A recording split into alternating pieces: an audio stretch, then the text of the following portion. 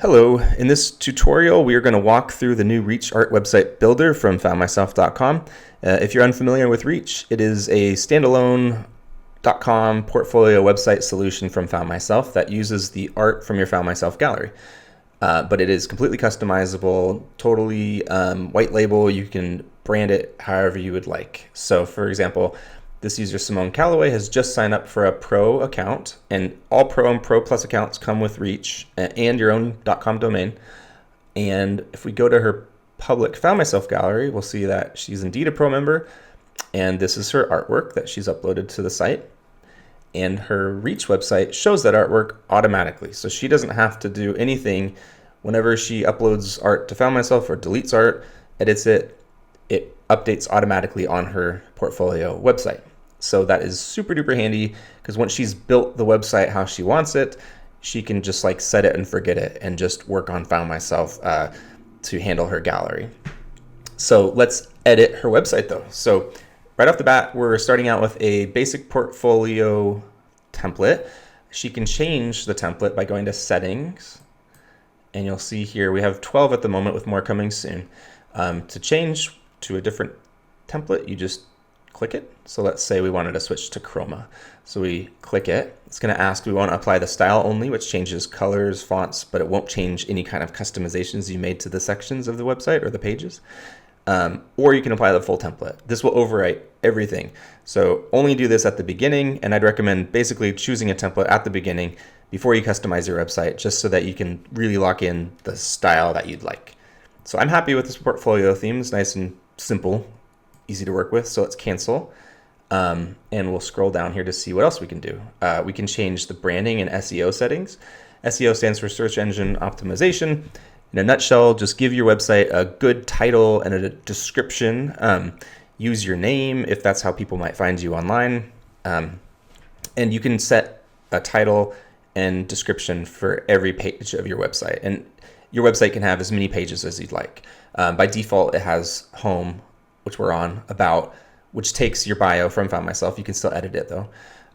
Portfolio, which just shows all the art in your gallery that's public, and a contact page that is customized with a contact form. We'll get into that in a little bit. So let's focus back on the branding and SEO of this homepage and the site in general. So let's add a logo. To add a logo, we can say choose image, browse. We're going to select this because it's going to be showing on a light background. You'll see up here in the navigation bar. And there it is. And it's a little bit small, so you can adjust the logo height. Let's say, I don't know, 62. Looks good. Good enough for now. And we've got a logo. If this website were dark, like say we did a dark color scheme, we can select that. So instantly it transforms your whole website. We would want to upload a light logo. So just to show you, I can do that really quick. So here I have a light logo, and you'll see that shows automatically as well. I'm going to switch back to the light theme because I like it. And we'll move on to the next section. It's just good to know what you can change. So analytics here, we'll open this one. This is for measuring the activity and users on your website. You're welcome to use any one of these analytics software that we have selected here. And like I recommend Google Analytics. You would get your measurement ID code after setting up your analytics property, paste it in here, publish your settings, and you're good. We're going to skip that for now. We've seen how you can change the color scheme to light or dark. You can also change individual colors across the entire site. So I like these. These are the default colors for this template. I'm going to leave them because they go with the bold photography and the colorful photography of this user. But you're welcome to fiddle with these all you want. Same thing with typography. We have tons of fonts to choose from. It's pretty fun to just mess around with pairings of heading fonts, which are the big, obviously the headings here. Body font, try to get one that gels well together. So I'm fine with the default for now. Under layout, you can see that we can change the width of the container. That basically is the edge of the content of your site. Right now we have 1120 pixels wide. You can make that however wide you want or however narrow you want. So you can really dial this in and get it just how you want. Border radius applies to certain elements, and that just means okay, are the corners going to be rounded or not? Right now, there's no rounding. I'm fine with that. Social links, post the entire URL to your social page. Don't just post your handle. And once you publish, the links will show up in your footer. By default, there's a credit to Foundmyself on your website. If you want to hide it, just select Hide FM Credit. And by default, this one's off, but the Coming Soon page is actually enabled by default on new websites. So I'm going to re-enable that and publish it. What this does is going to hide your website from public view until you're done editing it. That way you can, you don't have to worry about someone seeing an unfinished version. Like this has boilerplate text that we would want to change. So speaking of which, now that we've seen the global site settings, we'll go back to sections. And each page is composed of sections. These are the types of sections that we have at the moment that you can choose from. When you add them to your page, they'll appear at the top here in order. And you can rearrange them. You can drag and drop, or you can use these little arrows. Like for example, if I wanted this live gallery, which pulls live from Foundmyself, if I wanted to move it above the text, I would just do this. And now if I scroll up, there it is at the very top. I was fine, honestly, with how it was. So I'm going to put it back down. And let's use this text area as an example of how to change a section setting. We can click the section itself, or we can click the menu item here to bring up its settings. And it has a lot, and every section has settings, some more than others. This one, we can change the alignment of the text. We can change the width. We can add a background color. Text color padding refers to the amount of space above and below. So you can adjust that however you want. The text itself can be changed here, and it'll show live on your site once you publish. The heading level, I don't know if you're into this, you can change this. Otherwise, the default's usually fine. You get the idea. So let's move on to a different section. How about the live gallery? Because this one comes default with every template, and this is the gallery that pulls art from your Foundmyself gallery. And here we have a lot of options. We can add another heading, like say if we didn't have this rich text section, we could add a heading just to the gallery itself. You can show only certain albums, like there. If I wanted to only show that album, I'm going to show all. You can do custom sort order, which again is handled on Foundmyself, but it'll show up here on Reach. The max items, the layout style, like if you want a really clean grid pattern, you can do a grid. Justified rows is kind of neat. Depends on the look you're going for. Horizontal slider is kind of funky modern. I don't know. It does a horizontal effect where you have to scroll through left to right. Looks kind of cool, kind of like a carousel. I'm going to stick to masonry, which is just kind of like this naturally flowing vibe. You can customize the number of columns. There's a lot you can do, so I'm not going to get into every single setting. If you don't want to show the title, you can hide that, hide price. You can show other details about it. Right now, the typography is a little small, so let's do let's try extra large. All right, great. You can change the weight, the thickness of the text. Right, you get the idea. There's lots and lots of settings. I am fairly happy with the rest of the defaults, so I'm going to leave that. Okay, so let's say we want to edit a different section. Let's scroll down here and see what we've got. Okay, we have a call to action. This is built into the portfolio already, and it actually links to your album, so we can leave that. But this section here has a graphic that is nice, but we did not create that. It does not belong to this user. It's just kind of a placeholder. So we're going to click that section to bring up its settings, and we can change background color, we can change padding, all these things. I'm going to scroll down to the image itself, and I'm going to change it. And what's neat about this is you can upload an image. You can also go to your Foundmyself gallery and pick an image from there. So I'm going to choose this image here, this very interesting kind of sunlit jar. I'm going to pick full size because it's quite a big image on the page. I want it to look nice. Click use image. It'll place it there for you, and that's it. You're done. And if you want to publish the settings to save them, you click this publish button at the top right, and this will make the changes live on your website. Although now we're in the coming soon mode, which you can see up here. So people will still not see that. They'll see the coming soon page. And anyway, scroll down to see your changes live. Let's see what else. Let's add a section. Okay, so let's say we wanted to add a pricing table.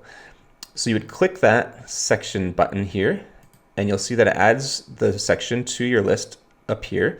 And you also see that it scrolls down to the new section that you added. And we've got this pink color, that's our accent color that we were looking at before. If we want to edit this section, it's just like any other one. You click it, it brings up the settings. We have multiple settings we could mess around with. Down here are the pricing columns themselves. Each one has, you're going to figure this out, but each one has its own text that will appear like here, multiple sizes, exclamation point, and then there you go. It applies to your site immediately. We're not going to actually have a pricing table, but I'll show you what you can do if you want to move the pricing table around first. Say we did want it. You can either drag and drop it. Say we want it above this section that we just edited. You would just drag and drop it, and now it appears above this section that we just edited. We could also push these move up, move down arrows here. I'm going to delete that section because I don't want it at all. So delete, we confirm, and it's gone. So I don't really need to publish changes because we're back to where we started a minute ago. So I want to show you how to go to a different page and edit a different page. So go to the top of the screen and click a different page. Let's work on the About page real quick. It's going to say that we have unsaved changes. I'm going to say OK. And this is the same thing as the home page. You can edit this however you'd like. Each section has its own settings. Click through, make it your own. Basically, this user didn't have an About profile bio on Foundmyself, so they didn't get one built into their template. But yours, if you have a bio, will be imported automatically. But that is one thing that does not sync live. So if you change your bio on Foundmyself, it will not automatically update on your website. So this can be a good thing because you can have a separate bio on your Foundmyself website than you would have, on your standalone portfolio. Because on the marketplace, you might want something that's a little bit different than your personal website. Let's check out the portfolio page. This is interesting because this is actually kind of like a dummy page. This page isn't seen by the public. It's just used to display a link in your navigation bar. So you can pretty safely ignore this. If you wanted to customize this page, you could. But by default, when someone clicks the portfolio link, I'll show you here. We're going to go to Simone's standalone website. When someone clicks the portfolio link, it's going to show a page with their albums.